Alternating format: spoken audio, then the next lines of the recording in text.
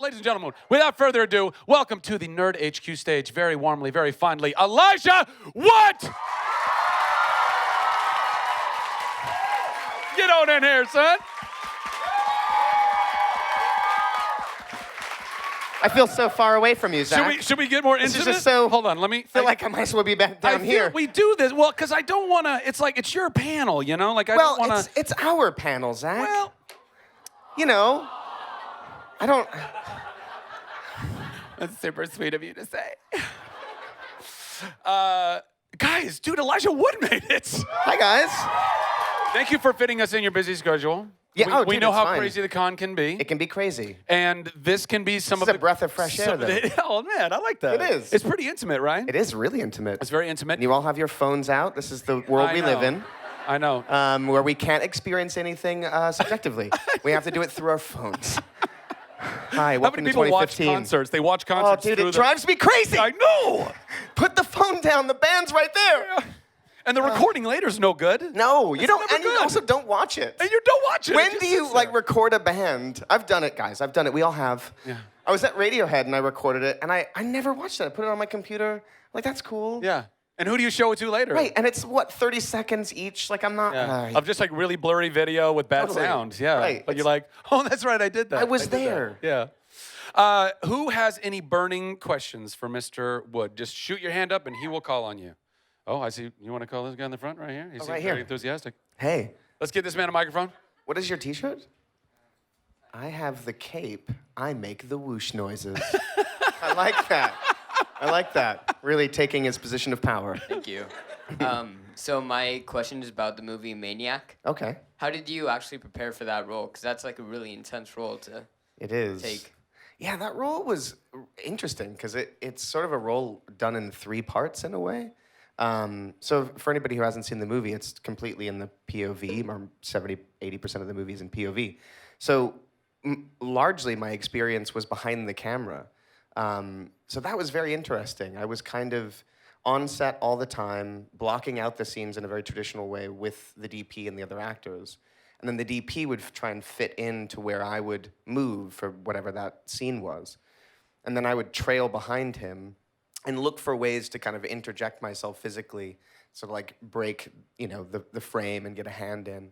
And we had a double for any time that 2 hands had to break frame because I couldn't get my both hands around. So that was the experience of making it on set. And then there was also these sort of moments where you would see me from a third perspective whenever I would kill somebody, which was always very intense. But it felt to me that the character was kind of made in voiceover in a way. So when we went into the studio after the film was cut together, and I had to re-record all of the dialogue. Even though we recorded dialogue on the day, I always knew we'd have to go back and re-record stuff and find nuances. So for me, the character really came to life psychologically in that process. And it's an intense place to go. He was a very disturbed character. But I loved the experience. And I was excited mainly about creating something, because I don't like remakes, and so initially I was a little reticent to do it. But because it was made in a very different way from the original film's worth seeing. It's really something. But because the entire thing was going to be in POV, I was really excited that it would create a completely new experience for people and potentially be a little bit more disturbing, because in some ways it provides an entry into the psychology of this man in a way that you wouldn't be able to achieve otherwise. So, good question. That was a good question. Hands are up. Long answer. Who do you want to go to, Elijah? Oh, you answer as long as you want. Okay. Oh, that's what we do here. We just get long-winded and tangential. Awesome. Yeah. Right. Green face. That's what I called her. I don't always get the references. I'm sorry. Go ahead. Stand up, please. Stand up. Oh, sorry. Hi. Hey. Do you prefer playing very morally straight characters, or do you actually like kind of getting into the nitty-gritty of some of the more moral ambiguity is fun. I don't know. I like to play characters. Oh, thank you. Oh, great. It's we full can't service. I see. I think it was because there was a label. We couldn't have that label. Anyway, I like to play characters that are a little bit complicated. I think for an actor, a character that's sort of on the straight and narrow might not provide nuance or places to go in regards to the character arc. So it's always interesting to play characters that have somewhere to go, and I think moral ambiguity provides that. So those are the most interesting, I think. And also characters that are far away from who you are, I think, in some ways are the most exciting to play too, because you have to move out of yourself to inhabit something that is not like you. And that's always more fun and challenging, I think. Do you feel like there's a piece of you in every character you play? Probably. I think there kind of has to be on some level. Because it's all, any character that you play it's all based on your experience, whether it's your own personal experience or learned experience or observed experience. So it can't help but be from you on some level. Yeah. You are the vessel. And so, yeah, there's always a little piece somewhere. Yeah. Next question. Right. Oh, I'm the one. Yeah, you get to pick. This is weird. I'm not used to this, guys. I'm so not used to this. I'm so sorry. I'm the picker. The one there to the left, there with your hand up. Hi, Elijah. Hi. I have a lot of friends in the UK, and they really like Green Street Hooligans. Oh, cool. So she wants to give a Green Street Hooligan headbutt to you. The first question.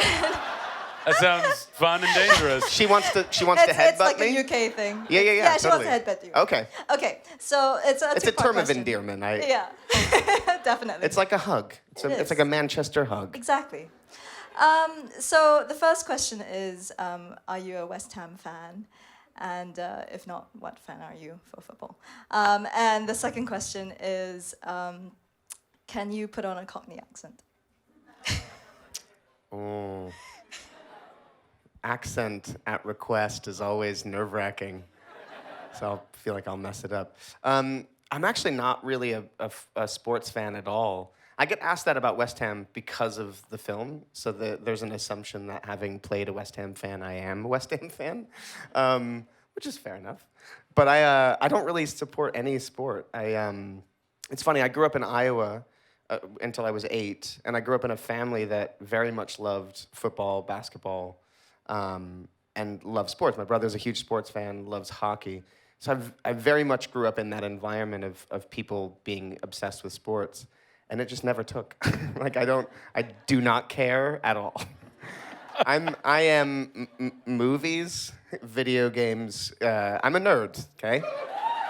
Sports don't enter into the equation. The only time I play sports is probably like through a video game. My sport is collecting records. That's what I do. And a Cockney accent. You don't have to. I don't know. You don't have to. This is not Dance Monkey Dance time. We can say no. I might pass on that, but it might just come out later. We'll see. That sounds fair. All right. Next question. Right. Oh, you're standing up. There was an eagerness. Okay. Hi. Hi, Elijah. How are you? Hi. I'm very well. How are you? Good, I'm good. So you started off as a child actor. How did that come about, and what was that like for you? Because I know that for a lot of child actors, it's challenging as they grow up, and you seem to have kind of stayed even-keeled throughout your career. Well, I started when I was, 7 years old. I was living in Iowa. Prior to moving to California, maybe around 5 or 6, my mother saw a commercial on TV, and she sort of saw that commercial, was inspired, and thought, oh, that would be something fun for Elijah to do. I had a lot of energy growing up, and she thought that would be a good outlet for my energy. But there was no real way to go about it in Cedar Rapids, Iowa. There was like a modeling school, so this dovetails into my mini modeling career. Yeah. So there was a modeling school in Cedar Rapids, and so I went to this modeling school, and I would learn everything from runway and maybe posing in photos and so on and so forth. So I actually did some runway modeling in malls in Iowa City. So I've got photos of myself standing on the end in beachwear and sunglasses. I mean, it was awesome. Anyway, that school that I was involved in took a few of the students to California, to Los Angeles, for this thing called the IMTA, which is a Modeling and Talent Convention. So my brother and I and my mom went to this convention, and my brother's 7 years older, so he was already doing like plays and musicals and stuff in school. So he had a vested interest in acting and performing. So we went to Los Angeles. I met a manager there. This guy asked me, he sort of stopped me, and he asked me if I wanted to become an actor. And I was 7, so everything was exciting. You know, I was in Los Angeles. Palm trees were exciting. Like, everything about it was so new. So the notion of being an actor was a very exciting thing. So I said, yeah, that would be great. And basically what we did is my brother, my mother, and myself moved to Los Angeles for pilot season, thinking we would give that a try and see where it went. And we rented a place at the Oakwood Apartments. Does anybody know what the Oakwood Apartments are? Yeah. So that's where we lived, in like 3 or 4 units over the course of a year and a half. And I started auditioning, and I got my first job. It was a Paula Abdul music video. Directed by David Fincher, funnily enough, before he started making movies. Yeah, isn't that crazy? Dude, that blew my mind too. And it wasn't until I was like 25 that I realized that that was the case. I think I looked it up on IMDb, and it's like, wait, David Fincher? What? And so very shortly after that, I got a role in a film. And I think the first role I had in a movie was Back to the Future 2. Which, man, for firsts, is pretty insane. I was a big fan of the original movie, so the whole thing was pretty mind-blowing. And that sort of set forth this path in my life. And I loved it immediately. There was no question I wanted to do it. I had somehow an understanding of what it is that I was doing, which I still don't get. It's a weird thing as you get older and you think about your mind from when you were a child, it's now informed from an adult intellect. So I can no longer access like what I thought then. I can only intellectualize it as an adult. So it's probably inaccurate. But I don't know where to go with this beyond as far as my early life is concerned and how it informed on me then. No. There we go. Keep going. Is this where you guys tag out? Get out. Boom! Bye, Zach. Hey, Elijah. Hey, dude. Nice to meet you. Nice to meet you as well. I remember when we met. Oh my God, I think about that often. Because it was moments ago. So I interrupted you, please. No, it's okay. So I think you were talking about the notion of how working as an actor ultimately informed my life now and who I am as a person and how I was able to sort of, avoid the typical trappings of what happens to one who starts so young. It's all my mother, honestly. It's really simple. I had a super solid foundation. My mom never let me define myself by what I was doing. I was defined by who I was as a person. She drilled humility into me. And, if I would behave badly, she would threaten to take me out of the thing I love to do. So she always created this foundation that was very separate from the work that I was doing as an actor. So I had as much a sense of normalcy outside of the realm of the film industry as possible. And, it was incredible because by the time I became an adult and was operating as an actor on my own, I had this incredible sort of, backlog of rules and a viewpoint for which to draw upon and a foundation for which to draw upon. And that's really the simplest way I can answer that question. And pure luck, too. Aside from who I am as a person, as informed by my mother and also countless others and my own life experience, I was also lucky to keep working. I'm going to be 35 in January, and I know. 35. 35. Me too. I mean, that's why I'm freaking out. Me too. 81, dude, 81. But I constantly marvel that I get to do this. I love doing this more now than I've ever done it, and I'm involved in producing films, and I feel like I'm a part of a great community of creative people, and it's a gift. It's a total gift. Thanks. You, sir. You right there, yes. So, hi. First. Hello. I was wondering how you got the crazy huge role of Frodo in The Lord of the Rings. Oh, that old story. Well, so the first time I heard about it was in 1997, I believe. I was in Austin, Texas, working on The Faculty. And yeah, I like that movie too. And Harry Knowles was in the film, but he's also an Austin staple. And Ain't It Cool News? Anybody? All right, so Harry and I became friends on that film, and I remember very distinctly one day we were shooting an exterior scene in a high school, and he came over and he was like, you know, Peter Jackson's making The Lord of the Rings. And of course I knew who Peter Jackson was, big fan of Heavenly Creatures and Brain Dead and all those films. And he's like, yeah, he's making Lord of the Rings, and you should be Frodo. So he kind of loves that, he takes credit for it a little bit. Like, I told you in 1997 that you were going to play Frodo, and I was right. Well, he was.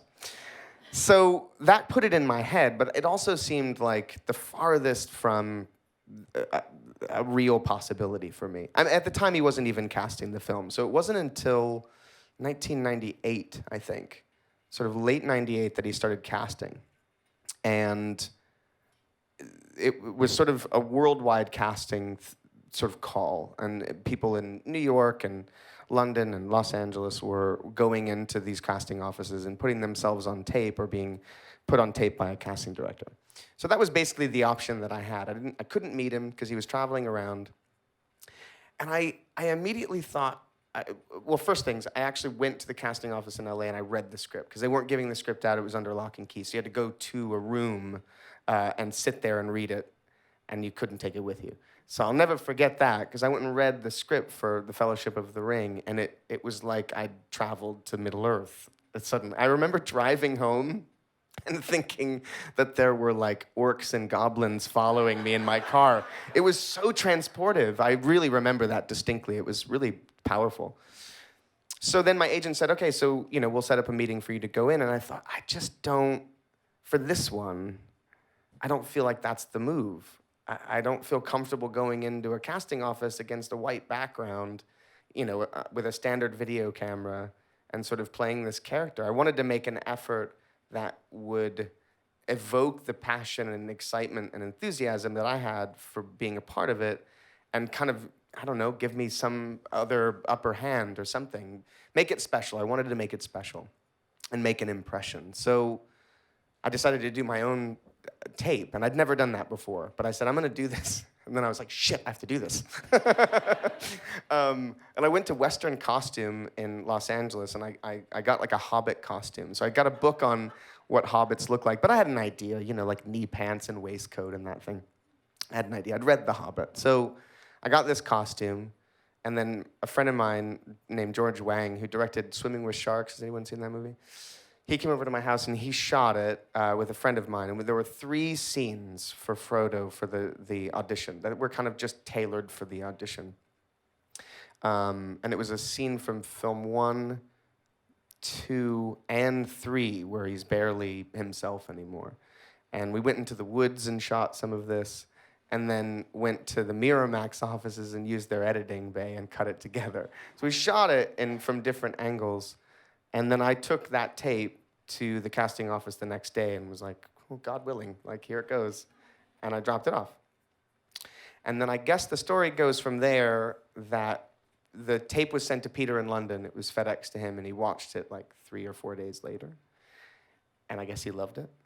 And then he came to Los Angeles and saw a number of people in person who he had seen tapes of that he really liked. So I'll never forget going to the casting office that day, because I had to wait because there was a group of people that were going in first before me. So I was sitting and waiting in the office, and I met one of the casting director's assistants who came up to me and he said, man, that tape was really incredible. He's like, I could really tell how passionate you were about this. And that meant everything. Like, I could have walked out, because I just thought, well, I did it. Like, the thing I wanted to achieve, the thing I wanted to convey, I'd conveyed, and this person confirmed it. It was sort of a more triumphant moment at that time than anything. And then I went in and I met Peter, and Fran was there too, and I got to tell her how much I love Heavenly Creatures, because I knew she wrote it. And then I auditioned for them in person. And then it was about, I think, maybe a month or two later that I was at home, and my agent called me and she said, "Stay by the phone. You're going to want to pick up this call." I was like, oh, man. And I picked up the phone, and the voice on the other line said, "Hi, this is Peter Jackson's assistant. Can you please hold for Peter Jackson?" I was like, oh, shit. And then it was Pete on the phone. And I'm in my house in LA, and he says, "Hi, Elijah. I would love for you to play Frodo. We'd love for you to come to New Zealand. Do you want to do that?" And I didn't say much beyond, "Yes, Pete, I would love to do that. Thank you." Hung up the phone and screamed, you know. And my life changed. My life changed in so many profound ways, but my life changed at that moment. It was so extraordinary. Wow, did you just sit there in your house numb, or make a ton of phone calls, or just... It was overwhelming, yeah. I don't really even remember, and it's probably a blur because I was blacked so out over... for Yeah, days. I blacked out, yeah. Woke up with an empty scotch bottle in another county. Right. I've been there. Right, I was at a motel in Nevada on a bender. That's amazing. You musical one with your questions. Hi, Elijah. Oh, hey. Hi. So because you were just talking about your experience as Frodo, I have to tell you that I was probably about 12 or 13 when all of the publicity and press started to happen for Lord of the Rings. And I was convinced that I was in love with you. I wrote you a letter. Oh. I did. I told you that I could see it in your eyes. So You... we're meant to be. At least we were when I was 12. So I felt like I should tell you that. Thank you. That's no question? No, I have a question. Oh, okay. It was. But thank you for sharing. You're welcome. Is that a tattoo? It's not real. Oh, okay. There's a lot of fake tattoos going around Yeah. Comic-Con this year. It's a costume accessory. Oh, I see. What's your costume? Am I missing something? I'm Esmeralda, Oh, right. Great. obviously. Where's your hunchback? He's back in the bell tower. Right. Where he belongs. That's right. Somebody's got to ring the bells. That's so. true. No, my question was you just mentioned that it changed your life, this role, and you were flung into just kind of a new level of stardom. And I wondered what that was like for you, and how you handle that kind of transcendental shift in your life. Yeah, great question. When I refer to that film or those films changing my life, I don't simply refer to the scale and scope of what they became and the fact that, all of us associated with the movie suddenly became recognizable on a level that was far beyond what we could anticipate. It was also because of the experience, It was being in New Zealand for over a year and a half working together. It was the first time, I was 18. So I was 18 when I went to New Zealand, and I think I was 22 and we were all finished in 2003. Hugely, important period in someone's life. I mean, it's the time where someone goes to war or goes to college. I went to New Zealand. But it was really significant. It was the first time I'd lived on my own. It was really kind of a coming of age for me. It was becoming an adult. I made some of the best friends of my life. I was challenged in ways that I'd never been challenged before, physically, mentally, emotionally. It was an exceptional all-around experience of great profundity that has totally influenced the course of my life. Certainly creatively, that's a part of it as well. And I think being recognizable at a certain level was a real shift for all of us. The one thing I felt fortunate to have had a little bit of, because I'd been working since I was 8, I'd had some level of recognizability a little prior to it, so at least I had some kind of, I felt like I had some tools to deal with it on some level. And I was able to compartmentalize very quickly between me and it. I remember people asking me about that, like, does it blow your mind that you're on the side of a building? You know, it was like a giant poster of Lord of the Rings. And I was like, well, yeah, okay, objectively, yes. But it's also that, do you know what I mean? It's like, I somehow was able to separate those two things, which made it a lot easier. That's a big compartment. It's a giant, It's huge it's a compartment. really You've got some huge, large it's a compartment. walk-in closet. Yeah, yeah. But, you know, I think it was important to do that. I did that, I didn't consciously do that, I just did that naturally. And it was helpful, I think, because otherwise I think that can be very overwhelming. But a lot of that was really fun, too. You know, we were traveling the world as this little circus of elves and hobbits and, you know, kings of men. It was ridiculous. Ridiculous. Every year we'd go to some new country and premiere the film, and it was an amazing ride, and comprised of a group of people who cared deeply for each other, too. It was a real family. So yeah, and then, you know, I think the becoming an adult as a result of having had that experience and all that it encapsulated set me forth on my path as a person. And, you know, led me to where I am here. I think everything that you do does, and that was a huge part of it, I think. Good question. Oh, you, ma'am. Yeah. You with the blue hair. I love Comic-Con so much.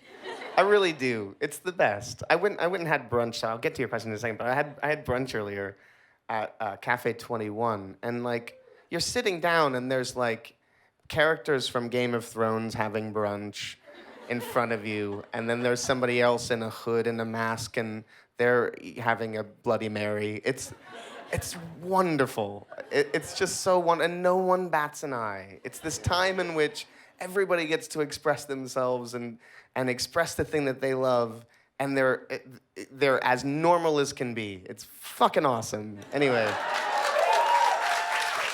Sorry. All right, so with the Lord of the Rings stuff, for me, Lord of the Rings concluded with The Hobbit concluding. How does it feel for you knowing that that franchise is kind of done? Yeah, I guess I felt the significance of that when it really hit me at the panel last year, actually, which was the sort of, they framed it as the kind of final Middle-earth panel, effectively, because it was the last film from the Hobbit series and the last time anyone will, well, at least anyone in Peter Jackson's realm will make a film, so they say now.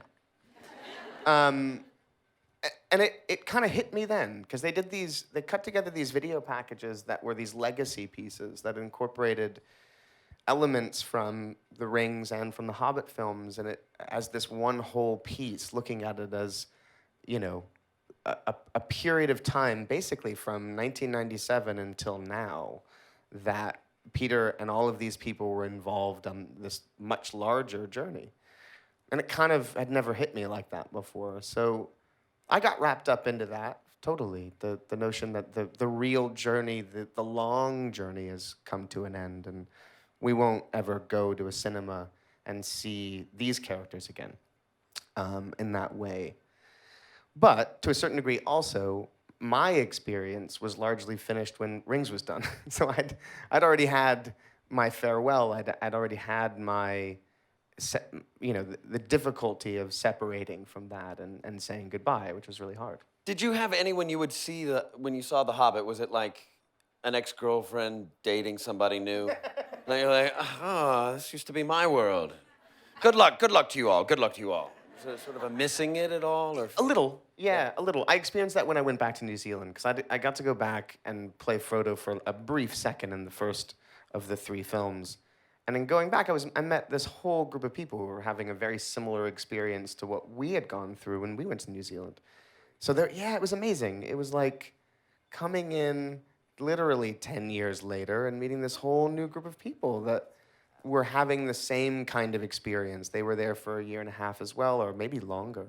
And they had, developed friendships, and they had fallen in love with New Zealand, and they found the prosthetics difficult. It's like, it was commiserating, and I think they got that from me too. It was really kind of lovely, and I hung out a lot. Like I think I only worked 2 days when I went down to New Zealand. I was there for a month, and I just go to set and hang out.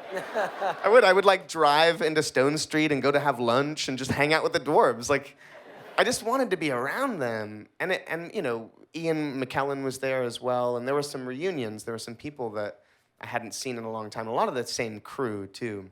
So for me, it was this crazy feeling of like seeing so many people doing the same jobs, and some of them up in higher positions than when we were doing rings, thankfully. 10 years had passed, makes sense.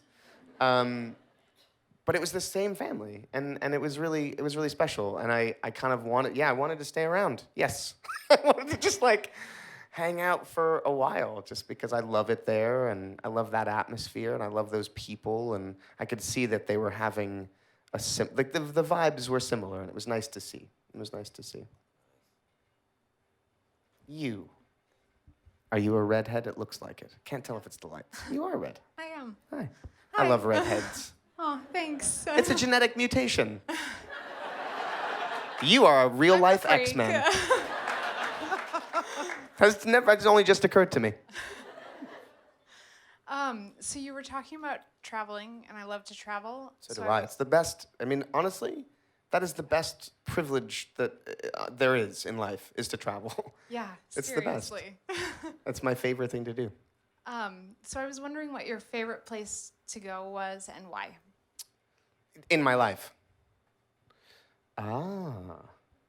Torrance. Right. Carlsbad. Right under that. What is the second one? Because that's Right. obvious. It's obviously Carlsbad. Obviously, of course. City of industry. Yeah. Ooh. I've done a lot of traveling in the last couple of years to places I'd never been. And they have been some of my favorite trips. I've spent a bit of time in Turkey over the last few years, and that's been really incredible. Istanbul, for anyone who's never been, is a really remarkable place. It's like this crazy, it sits on the edge of Europe and Asia, so it's like this crazy gateway to the Middle East, but it's not really the Middle East, and it's not really Europe. It's really exceptional, and the food is incredible, and the history there is amazing. You've got these mosques that are so massive, but they were at one point, part of an empire that was not Muslim, so they were churches, and then they were reappropriated over time. It's amazing. Food's great. Raka is this drink that they drink that's awesome. It's like a ouzo sort of thing. They add water to it, and they love it. I love it. Where else? Japan is another favorite. I've only ever been to Tokyo. I've never been outside of Tokyo, but Tokyo is still one of my favorite places on the planet. It's just, I've always loved Japanese culture. I love Japanese food. I love the way that they interpret the Western world and make it their own in such a unique way that only the Japanese can do. It's so awesome. Where else? I mean, obviously New Zealand, guys. Yeah, New Zealand. That's one just sort of goes without saying, I suppose. Have you ever been to Old Zealand? A lot of people don't get there. It's They nice don't. too. It's nice. It is nice. Yeah, it's become a bit of the bastard stepchild at this point. Yeah. New Zealand gets all the attention. I'm going to India in September. I've never been to India. I'm gonna go play records there in Mumbai and Bangalore. That's gonna be crazy. And I'm gonna buy crazy Bollywood records from the 70s and 80s, and I can't wait. Be awesome. What's that? Singapore? I've never been to Singapore. Never been to Singapore?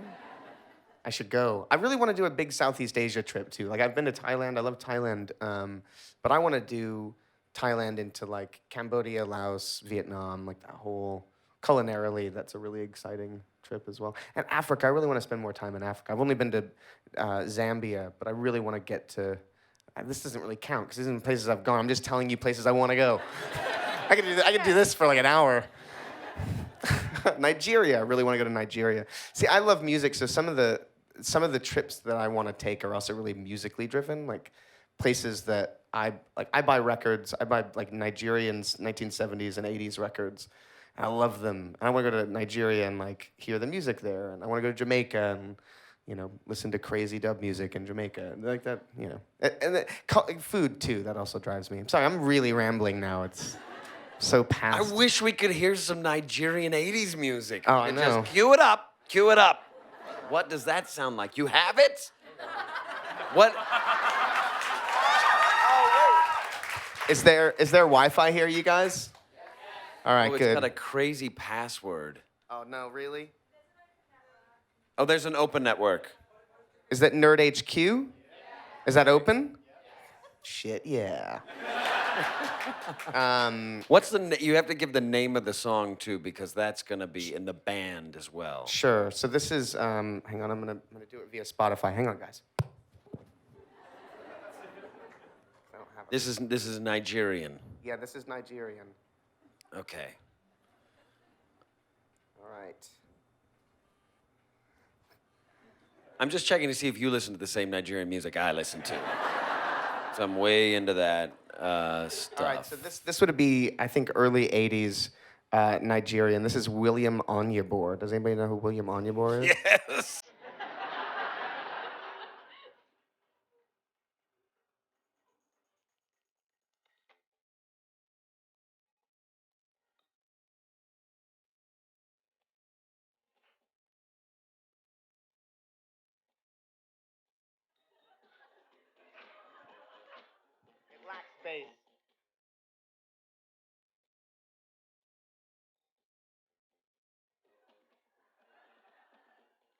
I've played this video game. Not to insult it, but It's drum machines and synthesizers in Nigeria. Pretty awesome. wow. Are there words to it? Yeah, there are. We would have sung along if we got there. We could have gotten there, Yeah, but we I could don't have all want to sung take up. along. I don't want this to. side, just that side. That's cool. Thank you for sharing. Yeah, that. you're welcome. Check out William Onyeabor. He's great. If y'all have a Spotify. His account. later stuff got a little weird. It did actually a little bit. It got a little really digital and funny. That's awesome. All right, it's my job to pick somebody. I'm so not used to this. You're very enthusiastic. Yeah, you. Oh, we've got confusion. Oh, No, it's cool because then we're gonna get to her. You guys are you're in a direct line. Okay. It's fine. I'll be quick then. No, don't be quick. It's you. Hi. Hi. So, what directors do you look up to and are inspired by, and are there any dream directors you'd like to work with in the future? Ooh, man. Good question. Wow. I'm inspired by a lot of filmmakers. I mean, there's a lot of filmmakers growing up that I've always loved. Steven Spielberg's a master. I've always loved the Coen brothers. I think Wes Anderson's wonderful. I mean, those are people that have really distinct voices. There's so many people I want to work with. There's a lot of young directors, people who are coming up now. There's a guy called Jeremy Saulnier. Has anyone seen Blue Ruin? It's so good. This is his first movie. It's exceptional. It's such a strong first feature. I go to this film festival every year called Fantastic Fest, and I feel like they program the best movies in the world with some of the best filmmakers and emerging filmmakers. And Where is that? it's in Austin, Texas. Oh, cool. So every September for 8 days at the Alamo Draft House. So it's one location. People converge on this one cinema. It's kind of a remarkable thing because most times with a film festival, it tends to be within a city. So there's multiple venues and people are going from venue to venue. This takes place at one place, so everything is there. The parties, everything. And there's no separation between the film goers and the filmmakers. So, if Ben Wheatley is there showing A Field in England, great movie if no one's seen it, he'll show the movie, enter the film, and then he'll be at the highball drinking. Like, you can go find him and tell him, I think Field in England's great. And it's just, and everyone's doing karaoke together. Like, it's such a special thing. It really feels unique that that's a rare thing. When you go to Sundance, you know, you're either amongst the crowd of people going to the cinema, or you know, you're not hanging out with the filmmakers. And I think it's a really lovely distinction that at Fantastic Fest, it's just kind of this mess of people who all relate on this one common thing, which is that they love movies. This is a great celebration of film. So I've met a lot of people at these festival, or that particular festival, and there's a lot of directors there that I admire, and I realize that there's this kind of community around cinema, that there can be this community around cinema, and it's sort of a beautiful thing, and relationships actually happen there and extrapolate into creative endeavors, and it's kind of happened in my life. Like, I made this movie called Grand Piano. Thanks. Because I met Eugenio Mira at Fantastic Fest, and then I ended up working with Nacho Vigalondo because I met him at Fantastic Fest. Like, there's something about that. I know I'm not totally answering your question. I'm going on a community utopia tangent, but that's what inspires me. I'm inspired by creative people, and I think the older I get, the more I just want to work with my friends too. You know. There's something empowering about a group of people wanting to support each other. But in answer to your question, there's a lot of directors that I would love to work with, and I hope I get that chance. Elijah, we just Oh, have, no, this what? has to Are be you a real kidding that? quick, Is that yeah, a just time's real up quick, for real real? quick, yeah. I could do this all day. So could we. An hour's not enough time, y'all. Do you want to ask her a question real quick? Who almost yes. asked a question? That was you. It was me, yes. Hi. Final question, no It's pressure. it has to be a true or false question. Oh my God. Kidding. Go on. I'm a fellow nerd, went into science, and I was just. You went into science? I'm a researcher, yeah. A researcher? Environmental health. Oh, yeah. I was just curious if there's any other passions that you might have pursued had you not gone into film. It probably would have been creative on some level. I've always loved photography, so that is something that I would probably still do or could have done perhaps if as a singular career. I've always loved music, so being involved on some level. But I DJ, so I do feel like I have that outlet. I play records, and I've done it for a long time for fun, but over the last 4 or 5 years, I've kind of taken it more seriously, and I'm actually taking trips to do that specifically, which is really lovely. You should DJ here at Comic-Con, like do a hard rock night. I'm actually DJing tonight, you guys. Yo! Where are you DJing? It's a Mashable party. I think if you go to Mashable's Twitter, I'm not sure where it is.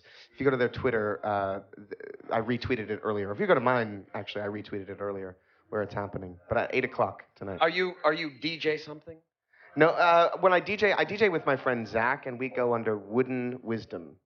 Because his DJ name is Turquoise Wisdom, and we just dub ourselves Wooden Wisdom. So we're a DJ pair, and we have a musical conversation with records on stage. I did a porn by that same name. All right, everybody. Elijah Wood! Guys, thank you so much. Beautiful.